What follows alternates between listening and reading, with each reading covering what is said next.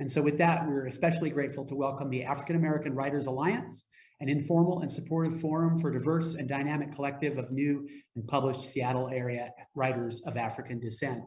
They help one another polish their skills, provide peer review, and create opportunities for public readings and other media venues. Ultimately, the group encourages members to publish individually and collectively, and their stories, triumphs, tragedies, whatever is within and between the two, are themselves the history of African Americans. Please join me in welcoming poet and author Minnie A. Collins and author Joseph Gaylloyd Sissón, the co-facilitators of this evening's discussion, who will in turn introduce our panel. Thanks so much.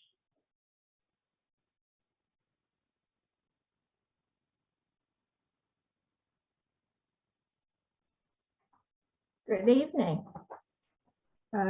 Joseph Gaylloyd Sissón. I am Minnie A. Collins. We are co-facilitators, and I'd like to start with, of course, always thanking, showing gratitude. So thanks again, always, to Town Hall, the production team, Evan, Candace, and Weir Harmon.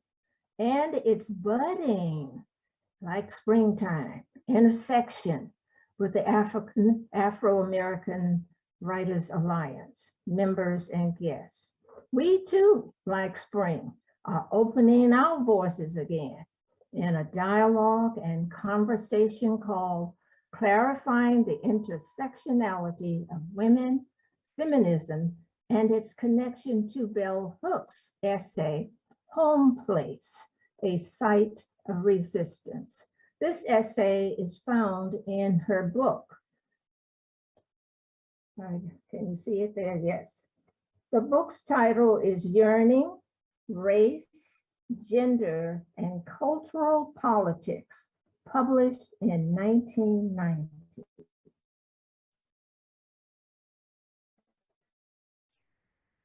Today and every day, feminism has always been here ever since you can't even think about it.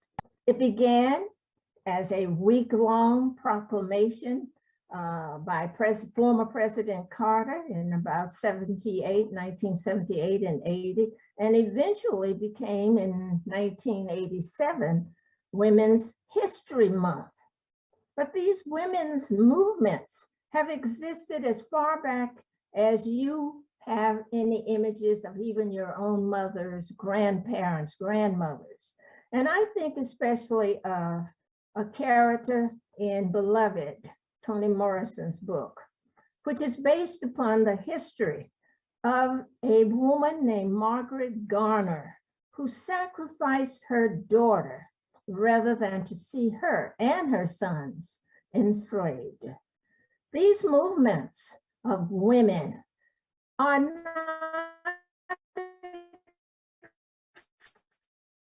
exclusively for women or men's movement. Why should I even be involved with feminism? Because it had both negative and positive connotations.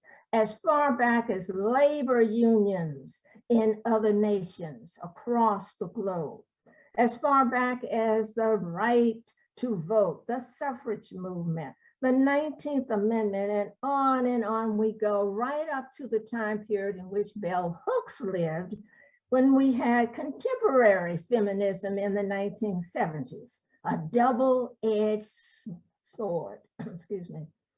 Thinking perhaps media showed the women's movement as only for women, women against men. Women's participation means you're rejecting the Black man. And on it goes even today, without realizing that the intersection of the women's movement and the feminist movement and Bell Hooks' entire repertoire of reading is focusing on a coming together, a bonding and intersectionality of women and men, BIPOC, LGBTQIA, physically and mentally challenged communities, forging an unbreakable site of resistance. Now, Bell Hooks, one of the perhaps foremost well-known or widely read feminist, born in 1955 in a segregated area of town of Kentucky. Her parents named her Gloria Watkins. Bell Hooks is the name of her maternal great-grandmother, and Bell Hooks, lowercase, is what she chose. Bell Hooks, that is. Gloria Watkins chose as a way, I call it, to honor her great-grandmother and to use as her pen name. She uses the lowercase, she says in one of her essays, to emphasize the content, the necessity of her writings, not the announcement of her name. By that I mean Gloria Watkins. She has written over 43 books, including some of the most beautiful children's books on the same topics about love and bonding, numerous articles, interviews on YouTube. She started writing one of her first books, Ain't I a Woman, when she was 19 years old. Now think about that, writers. At 19 years old, she started this book. And let's see, eventually it was published in 1980 or 81. Her dissertation focused on Toni Morrison. She has numerous degrees and has worked in areas ranging from African American studies to women's studies, academic world interviews, and as of her latest accomplishment, she has established a foundation in Barrie, Kentucky, at Barrie College, where she worked during her last days. So her work lives on. Her critical thinking skills are just pounding and budding each time I read her. And for her, feminism, and I quote, "Feminism is for everybody. It's a quest for equality, a movement to end sexism, sexist exploitation, and oppression. It does not cause fear, and it is not a fantasy. It is not anti-male. Loving among all people is having meaningful relationships, but those relationships take time." Thank you. Gaylord, are there thoughts you'd like to add?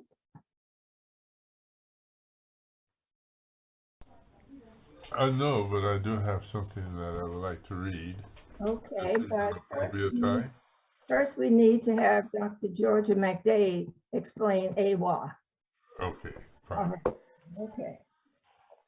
Dr. Georgia. Hello, everybody. And Thank you for joining us.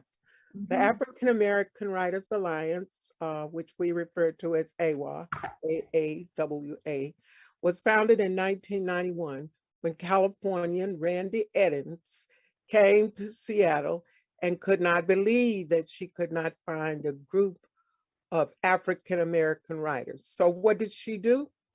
What many of us do when we can't find what we want. She began this group.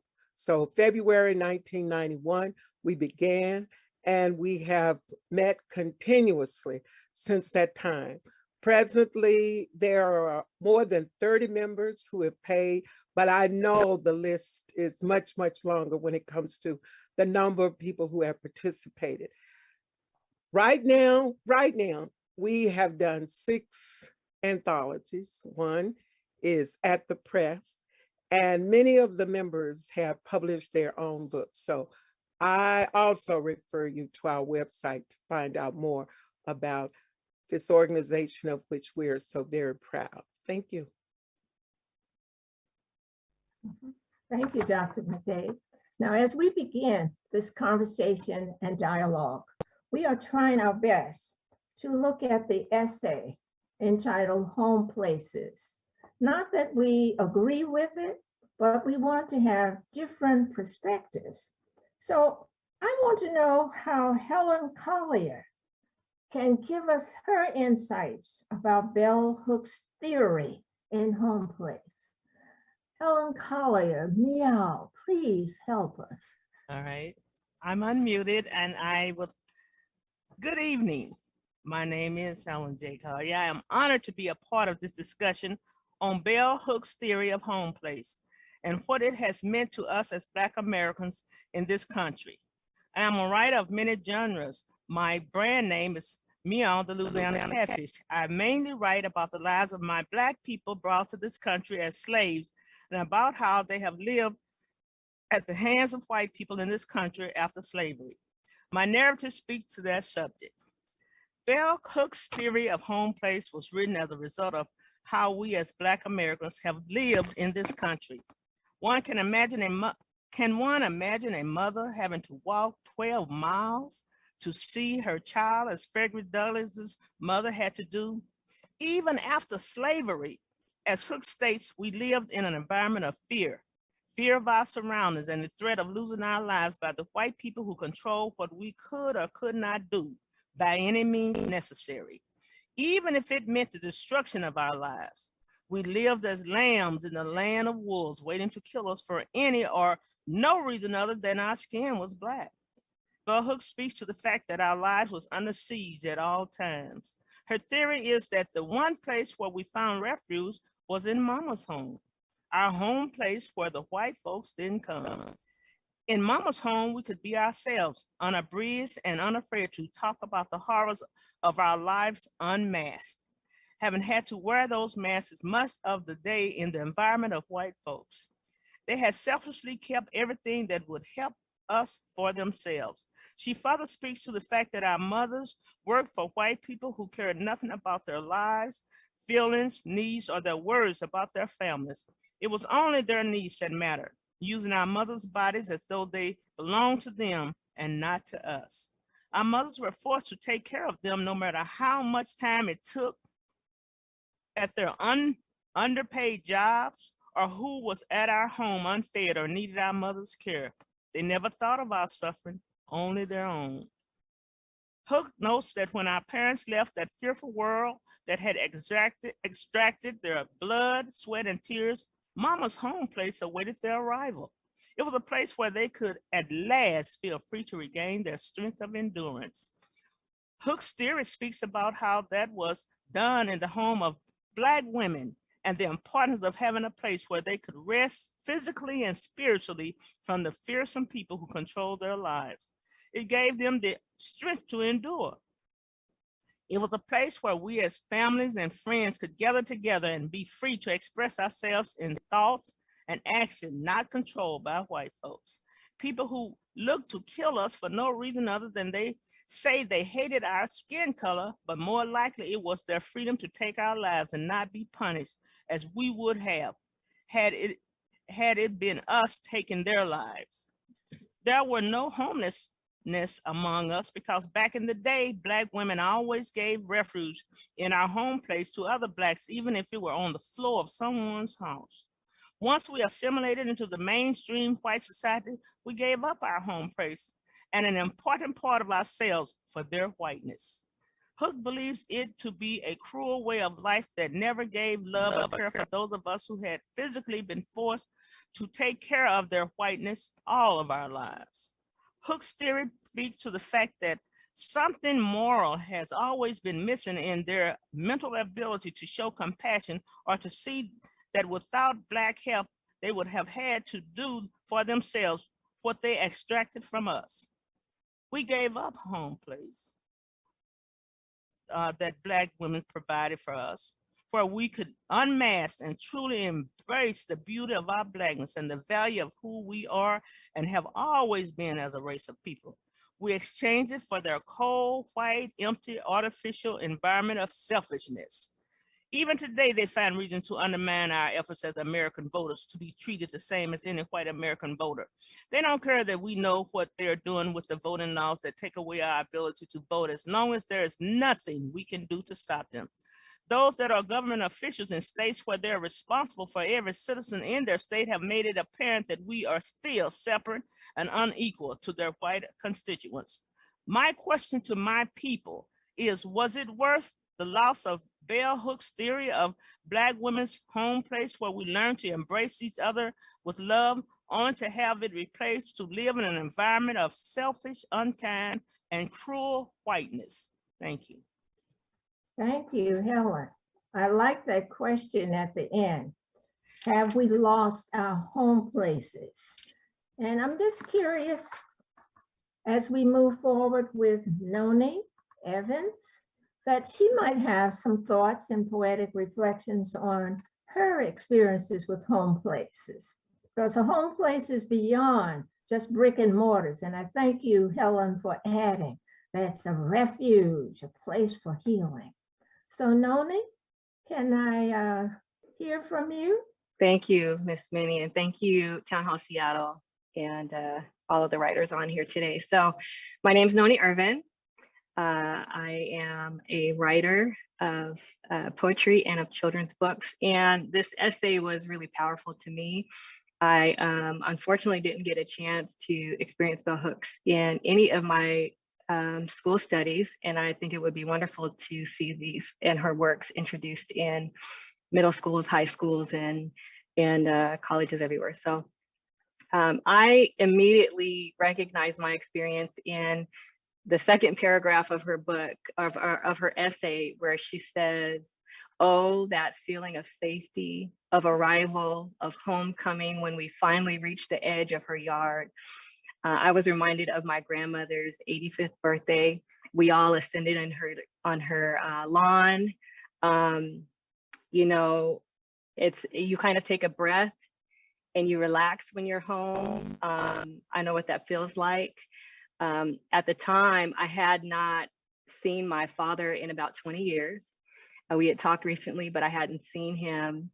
And when I got off the airplane, he was the first person that I recognized. And when I went to give him a hug, it was the familiarity of Old Spice and incense and a little bit of catfish, I'm sure. But I knew I was home, I knew I was safe, and I knew that I was where I needed to be. And I didn't have to worry about anything. So, you know, for me, that's, you know, my first book, Verbatim, is a book of poetry entitled Verbatim, Living, Loving, and Surviving. In the chapter Surviving, I have a poem called Home. And as a child, a survivor of childhood trauma, I'm very clear that home is not necessarily where your house is or where you live, but home is a sense of being. And so I'll read it for you now. Home is more than where your heart is. It's where your family is. And if you've been without them for as long as I have, you halfway don't know what to do when you finally meet them. Aunts, uncles, cousins, siblings, standing in the midst of people you look like, sound like, and laugh like.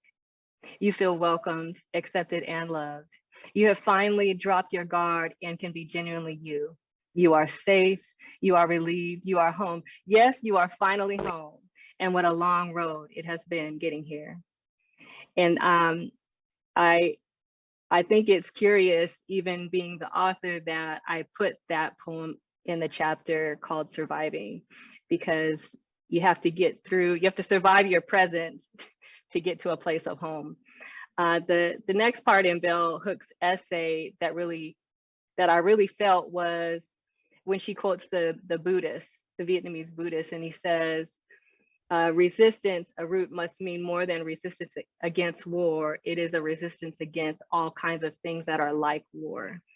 And as a mother of Black children, Black boys who become Black men, and when they leave our home, we don't know what they will encounter. We don't know, we know that there's a world that doesn't embrace them, and we don't know what violence awaits, or we live with a normalcy of knowing that exists, and unfortunate normalcy. The other part of her essay, and the last part I'll speak to, is the very, very last part of that essay, which says, we can make home places that space where we return for normal and self-recovery, where we can heal our wounds and become whole. And as a mother, my response, this is my response to that. This is how I resist. This is how I define the space, and it's called soft spot. I kiss them on their neck, the soft spot below their ear. It's obvious and known to most of us. I used to find it when they were fresh out of the bath, before and after covering them with baby oil. I would find it when they were sick, tummy aches and fevers alike. Now I make sure to find that special spot, though I have to stand on my tiptoes to reach it. I kiss them on their nose, forehead, and cheeks. They know it's me when I find that soft spot below their ear on either side. It is the place of unconditional love, anytime acceptance and unmerited favor. Shake it off and try again. Get up, stand up, move forward. You got it, and I will always have your back. An enveloping love that heals every part of our core. I kiss them when we will be gone from each other for short or extended periods, whether feeling strong and powerful or nursing an injury of my own. With words, I love you or see you soon, and without. It is an instant, the confidence of knowing they are loved in the center of their humanity, a reset button that calibrates anything ever wrong, that soft spot below their ear on either side. Thank you. Thank you, Noni. That soft spot, wow. It definitely would be a huge barrier against any of those things that could even be like war. Thank you. And Margaret, Barrie, please tell us more about your experiences with unconditional love and home places as a poet also. Margaret, Barrie, are you here, Margaret? I'm here. I'm unmuted now. Thank you, Minnie and Noni, for that soft spot. You know, home place. I never thought of home place as a site of resistance. And I didn't know home place could be such a powerful word. Though the history is there, safe place for us to be loved, encouraged, and respected. Our mothers and grandparents resisted the domination and oppression outside the home, but not bringing it in the home. My mother kept my siblings and I safe for over 20 years. She brought her manners, the silence, and her unwillingness to share her past. And unfortunately, I didn't know the information we shared for the schools or on the job, for job applications can harm me, such as my sex or my ethnicity, which brings me to the topic of intersectionality. And that's defined as an overlapping, interdependent system that targets our social and political identities, which are then is combined to create methods of discrimination. Now, I identify my name, my birth name, Margaret, and my birthplace, Seattle. But I have been labeled as a Negro, an African-American, Black, female, mother, grandmother, kinship caregiver, and a senior citizen. And these identities or labels that create modes of discrimination and disadvantages for me.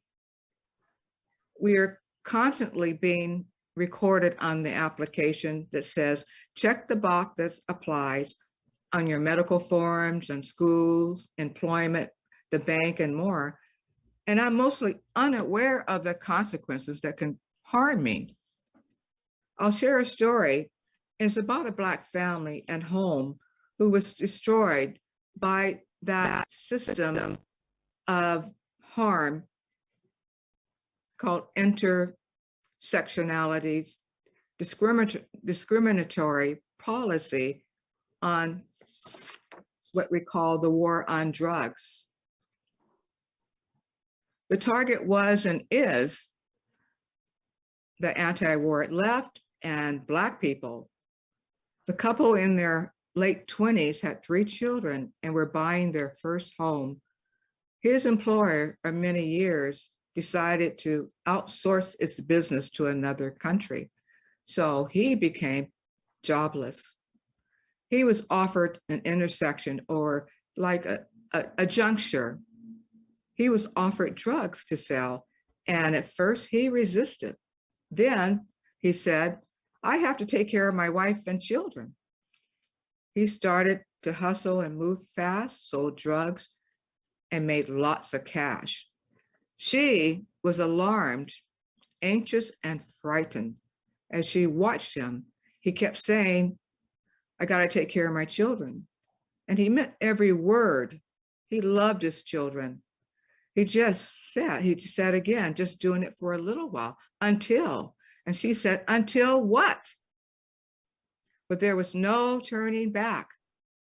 She didn't sign up for drugs. She had a job. Didn't she count? She didn't know how to tell him. She couldn't make herself agree. She was scared to death of what was happening. She was scared for herself. She was scared for her house would be broken into by the police, and her babies would be taken away, and she would be put in jail where Jim Crow controls. There's a war going on, and it's not a war on drugs. It never was a war on drugs. It's a war on families and friends that look like him and her, that look like me. It's devastating for all. Kin and friends to this day are missing in action, and many are dead. Nonetheless, amid the war, she found her voice and spoke out. She walked away from her husband. She walked away from the house and all its pretty things. She walked away with her children. She walked away with a peace of mind. And she created another home space. Thank you. Thank you, Margaret. I love how you have put together labeling and boxes that we all, unfortunately, are continued to be restricted by them. But there's value, I'm suggesting, and I think Dr. Georgia McDade will talk to us about intersections and value of women and home places. Dr. McDade, are you there? I am here. Thank you. The first time I read the essay, I had not heard the word home place. I don't think I've seen it anywhere else, but I knew exactly what she was talking about, because so often what some people define as home is not true in my case. And by the time I got to the Frederick Douglass quote, or after reading the Frederick Douglass quote, I knew exactly what she was talking about. And I'll tell you a little story. I'm one of 8 children. I have 3 brothers and 4 sisters. So one day, one of our brothers went by one sister's house, and a Sunday too, discovered she had not cooked, and he wanted to know what was wrong. So he went to the second sister's house, and guess what? She had not cooked either. And he was really angry there. But he went by sister number 3's house and said, what do you have for dinner? And she laughed and said, I'm not cooking today. And although I'm sister number 2, he came to my house 4th and told me, you know, they haven't cooked. What have you cooked? And I burst out laughing and said, oh, I haven't cooked. And he said, what do you mean? I've been to 4 houses today and nobody has cooked. My dear cooked every day. Every day she cooked. And I don't know where it came from, but I replied, maybe she'd still be alive had she not cooked every day. Like Frederick Douglass, this was the adult Frederick Douglass. The young Georgia had no idea what my mom was doing, but she was a maid.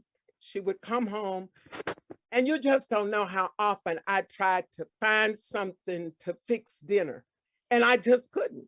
There wasn't enough, and I believed in recipes. If you don't have the ingredient, you can't fix it, okay? And I would just feel so bad, but she would come home. I don't remember my mother sitting down very much. She was an usher, so even at church, she was standing. I just don't have many pictures. She would come straight through our shotgun house and go in the kitchen and start fixing something. And lo and behold, she would prepare something. And I had looked and looked and tried and couldn't come up with anything.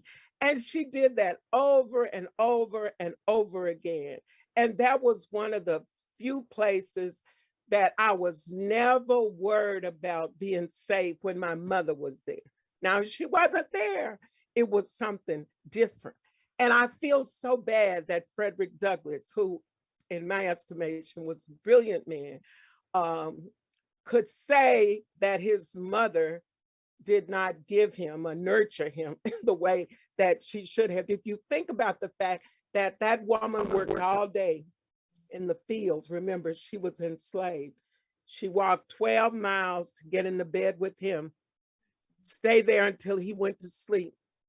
And then she walked back 12 miles and was up in time to go back to work.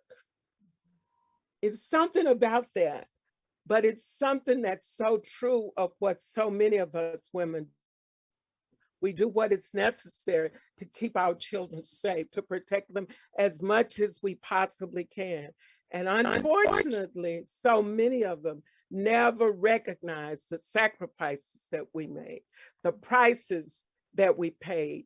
And so for bell hooks, and I know there are many women who understand it, I say it's not that writers are so brilliant, it's just that we are observant. And I think we're more observant than the everyday person, but then we take it one step farther.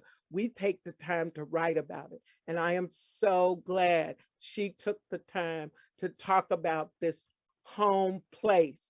And I'm so glad that I know a number of women who have provided this home place over and over and over again. We Black women have had a tough road to hoe, as they said when I was a kid. In this country, race is the biggest section.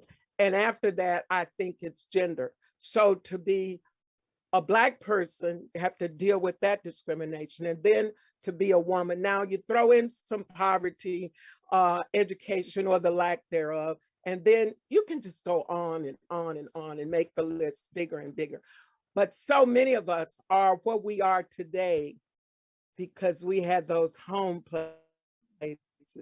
Mama did it, or grandma did it, or big mama did it. Sometimes Amy did it, you know? And other times, those women weren't even related to us, but they did it. And some of them had children. So I tell myself it was easier. They already had children, so they just took care of a few more.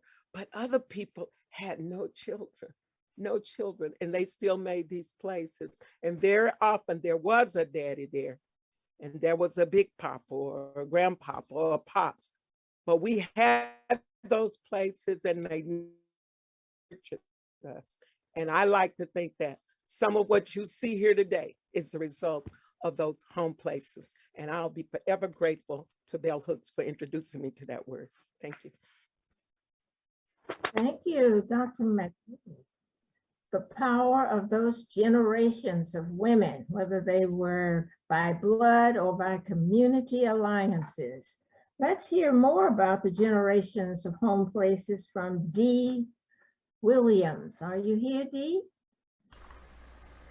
Yes, I am, Miss Minnie. Thank you so much. My name is Dee Williams, and I'm a writer and also a passionate advocate for health and wellness in the African American community. Health for your mind, your body, and your spirit. 3 generations of home place is the reflection I had when I read this piece by bell hooks. It took me back to an earlier time in my life, and I'm going to tell a pretty personal story. But it has to do with the 3 generations of women that I was raised under the roof of, and a little bit about their story. The house that we lived in was 3 stories with a basement and a grand staircase that led up to our apartment on the 2nd floor. Great-grandma and grandpa lived on the 3rd floor. Grandma, mom, and me and my sisters, we all lived on the 2nd floor. We moved to Cincinnati before I was born, or they moved to Cincinnati before I was born, from Memphis. The family roots were even from a deeper place south in New Orleans. living with these three generations of Black women set the tone for my life, and that household was truly blessed, in my opinion. Great-grandma was very religious. We went to church with her every Sunday until she could no longer attend. Great-grandma was our rock, our elder, a very calm wisdom keeper. I cherished the time we had together before she was gone. She left Memphis during a time at which there was out-and-out rioting in that town. Here's why. The white residents there were unaccustomed to seeing African Americans in positions of power. This was at a time when folks were getting proud and showing that they could do things on their own and not relying so much on the system that had oppressed them for so long. And a lot of folks weren't comfortable with that, so they literally rioted that town and tried to intimidate and force people into a mode where they may not have felt so confident anymore. But my grandmother, with my mom and my great-grandma, they all left Memphis at that time. So this was the backdrop for them leaving Memphis, coming into the Ohio Valley, into a town called Cincinnati. My grandma, she was more of a free spirit. She had only one child, my mom, but they really didn't have a very close relationship. My grandma walked me to school every day, and I do have remembrance of this, going to school with her holding my hand into the elementary school where I attended. My mom, she worked multiple jobs, and these three women had created a system of coexistence in that home. The owner of the house was a Jewish man. He lived on the first floor, so right down below us was the owner. And we were ruckus. We were a bunch of kids. We were having our fun, and my mom, she would like to have parties periodically.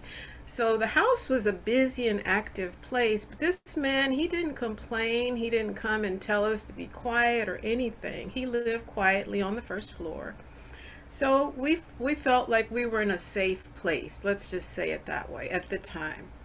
However, this was in the mid-60s. And in the mid-60s, in my lifetime, all hell broke loose during that time in my hometown. My hometown was Cincinnati. This was a time when JFK was killed in 1963. Malcolm X was killed in 1965. MLK in April of 1968. And RFK June of 1968. They were all assassinated, and at that same time the Vietnam War was also raging. My neighborhood, Avondale, was the epicenter of the riots in 1968. Black people had enough and were demanding justice. Buildings were burnt down and people were protesting against what Arthur Bell Hooks called white supremacist capitalist patriarchy. We were not allowed to play outside during this time. We had to stay behind the fence of our yard because the National Guard was patrolling our neighborhood on a regular to make sure that Black folks stayed in the house or out of the streets for a period of time. However, each of these three matriarchs showed me what it means to get up when you fall down, dust yourself off, and get back to becoming a whole human being. And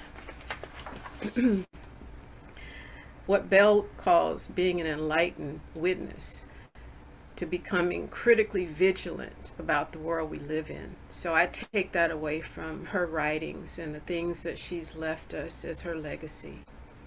The three Black women who left the South and landed in Ohio for a better life, each one, I feel, triumphed by surviving the hatred of the segregated South and the struggles of the segregated North. Each woman was courageous in the face of the harsh realities of their lives, of our lives. We were all there together. But we got down on our knees every night to pray before going to bed. Now I lay me down to sleep. I pray the Lord my soul to keep. And if I die before I wake, I pray the Lord my soul to take. Amen. Thank you, Miss Minnie. Thank you, Dee. That brought back memories of growing up with my grandmother, and maybe all of you in this screen, on this screen have the same prayer every night. And note, all of those generations of feminism occurred before the word even was found out, okay? So that's beautiful. And let's find more about the intersectionality in feminism with Kamari Bright. Please join us, Kamari. Thank you, Miss Minnie. Dee, that was spot on. I remember saying that prayer in my grandmother's house with my mom.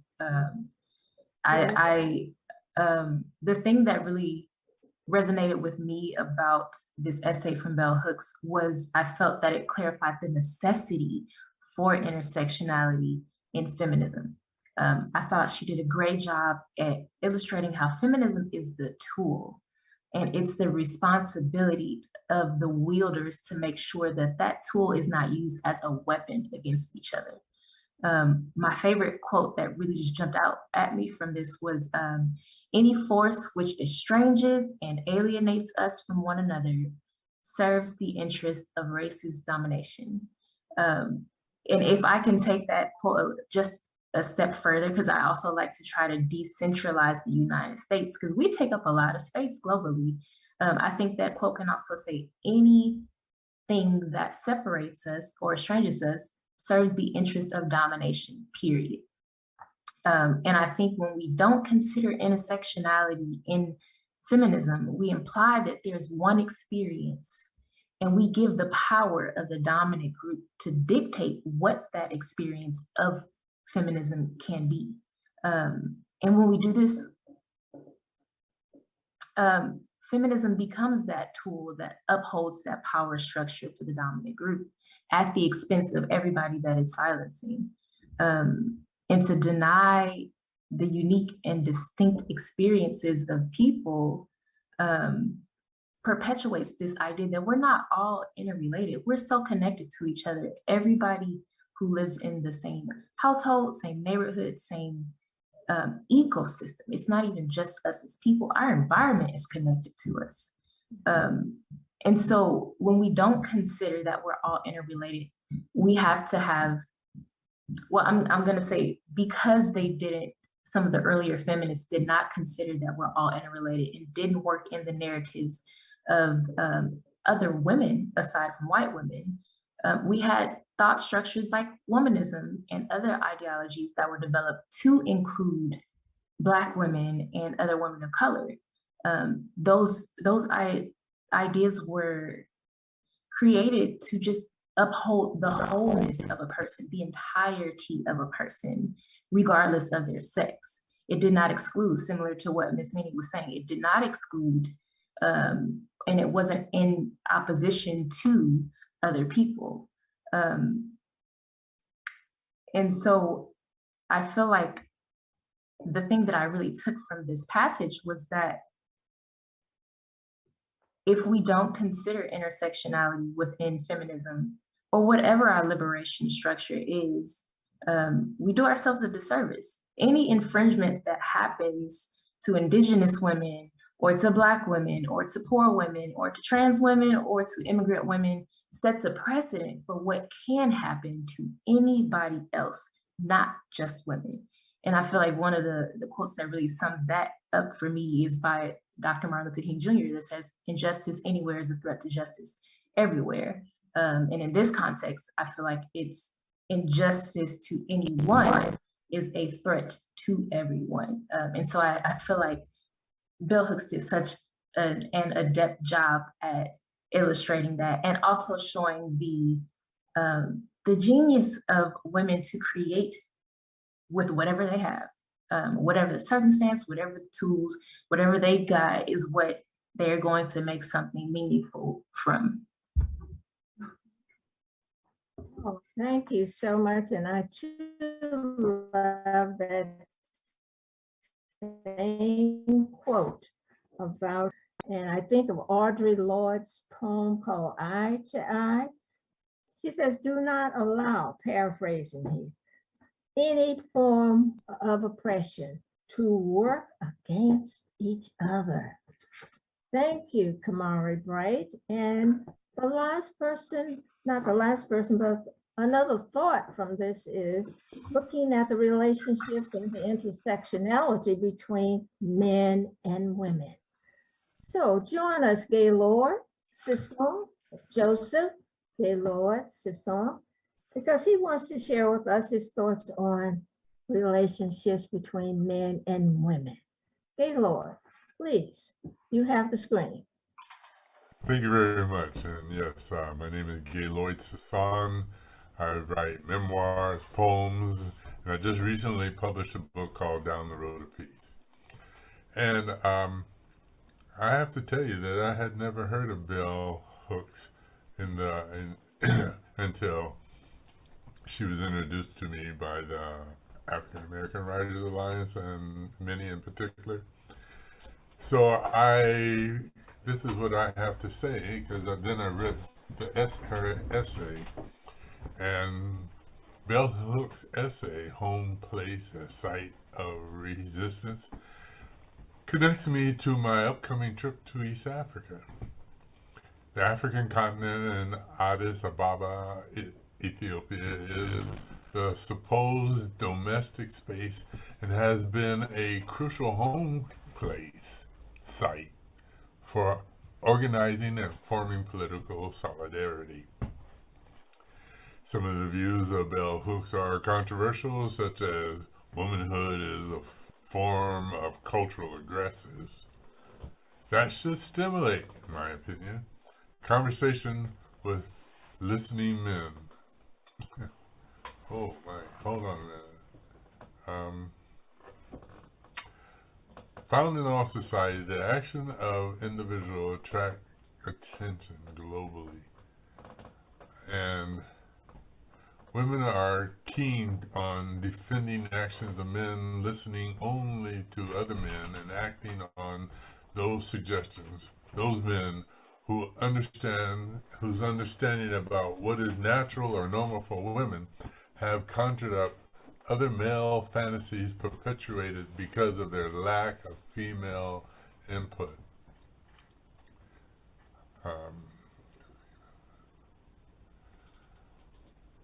But indigenous people living in a continent named by foreigners and not included in identifying their location insults them by European dominating political factors that do not prioritize their input or constantly repeated that insult. Until the European invasion and forced colonization, American indigenous societies always included women's viewpoint as the people of Africa. All women are actively or passively involved in their tribal society and traditional norms. Today, leadership the world over, women are involved in decision and inclusiveness, using contemporary technical advances, struggling with our political society to teach children leadership by means of ancestral traditions found in evolutionary Homo sapiens survival tactics, male dominance of cultural innovations and technology, demonstrates means to feed and increase human population, but are examples of pejorative and non-inclusive wealth-building interaction with other humans. Men empower other men. I conclude this way. Bell's Hook Home Place, a site of resistance, focuses on bonds between women and family affairs that are different from the male dichotomy found in history. Thank you very much. Thank you. Thank you all. And we now need to spend some time looking at our chat and Q&A, questions, answers, responses. Who would like, Noni, is that you or is it? Yes, I'll share the question and then you can facilitate. One of the questions is, speaking of home, are there specific places that you try to take your readers when you write? Does your home exist within your writing, or are you trying to create new places? Is there a volunteer? What's the question for? Anyone? Yes. Or just raise your hand if you want to answer it. Kamari, I see you nodding your head. Go ahead. I think it's a combination talking about creating home place and work. So I definitely do write about my experience growing up in St. Louis and Louisiana, Texas, all across the South. But then I think there's also a time where I've decided I need to start creating home places for the next generation. Like Nana Kibibi was talking about, like, what do I want that space of refuge for young people to look like coming forward? Like, what can I improve upon? How can I make a safer space for them? So it's a combination for me. Okay, thank you. Another question, We have, I think Gaylloyd's hand was up to answer that question. please. I was just going to say that home place was definitely important to both of my parents. And when my mom did not work, my father was in the Navy, and so he provided all the income. And we went to private school, never thinking about the outside world and whether it was a threat to us. So my parents went out of their way. My father was from Mississippi and my mom was from St. Louis, Missouri. So I'm sure they knew what the outside world looked like, but they hid it from their children, me and myself. So I really honor having a home place. Thank you, Gaylord. Is there another question, Noni? Yes. How do we teach the next generation to wield intersectionality as a tool for positive change? All right. Dee, would you like to answer that one? Yeah, it just rested on my heart around the grandchildren that I do have today, 2 girls, and what it is that I strongly support in sharing with them around some of the things that, like Nana Kibibi mentioned, keeping your eyes open. They may not understand it, but I still think it's something we can talk about. And I try to make it a conversation that they feel comfortable. I repeatedly say, you can talk to me about anything. And I share that with other girls that I'm in contact with, if I'm ever able to connect with a young woman in any format, whatever it might be, and that there's an opening for me to let them know if there's something that you want to talk about, it's okay. You can have my ear for that. So I think that's one of the ways I feel that we open up this intersectionality across generations, really, to ensure that folks know that even though we shouldered a lot of burden, as did our parents and our parents before them, we are still here for the generations that are coming up. Okay. Is there another question? Thank you, Dee. There is. Is there a way to construct home places in the virtual world? Let's see. Dr. McDade or Noni? I have. Let Noni go. Hey, Noni? I'll take a run at it. I think it doesn't matter if it's virtual or in person. If you ask me, the home place is the environment that you create. And so I think, especially I think of young people, being able to have connection in a virtual format is really difficult. But if you can be sure to create rituals and check in and really care, and not just the, hey, how you doing, and wait for everybody to say fine and move on, but really connect, find out what's important, or give an opportunity for that uncomfortable pause while people think about how they want to respond. I think that is a way that you can create that home place in a virtual environment. I would like And to. I see Margaret's hand, and and Helen and Gaylloyd, Miss Minnie, I'll leave you to facilitate that. Okay, Margaret, no, you did, that's fine. Thank you. I want to just add on to what Noni just said. It's also takes time to do that. We have to like show that, not tell that, but show how it's done. We also have to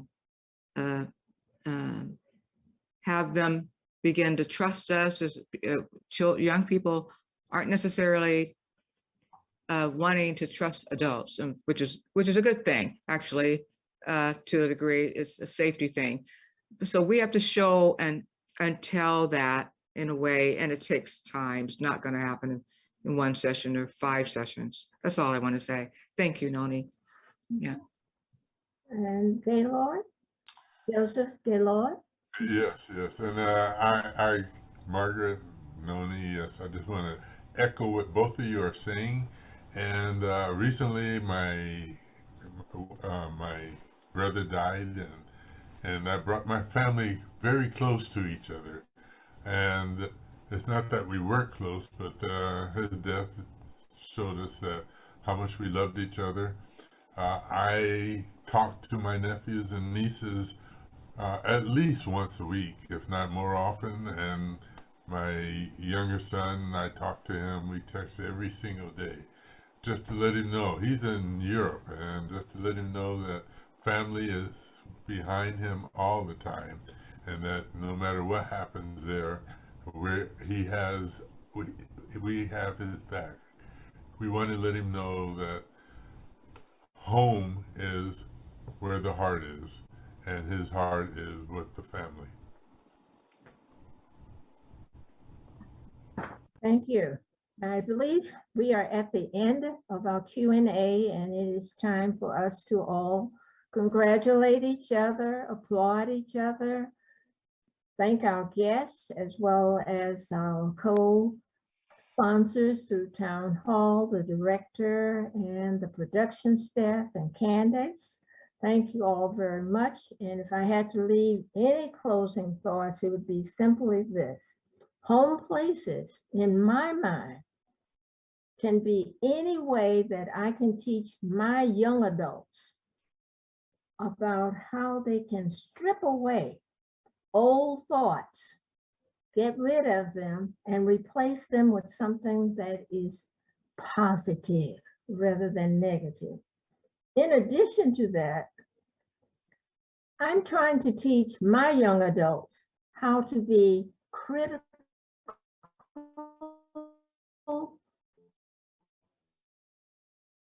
viewers of anything on the uses the power of language to control, subdue, and totally find us unable to self-define.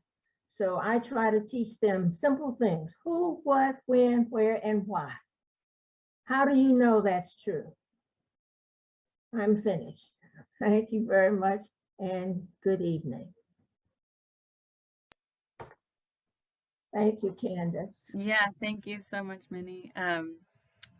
It's been such a treat. On behalf of Town Hall, I want to thank all of you for being here tonight and musing on Bell Hook's work. It's been a really great time. I want to thank all of our audience for watching as well. I encourage you to check out more about our speakers tonight and about the African American Writers Alliance. There's a link in the chat where you can go to their website and find out more about everyone who spoke tonight.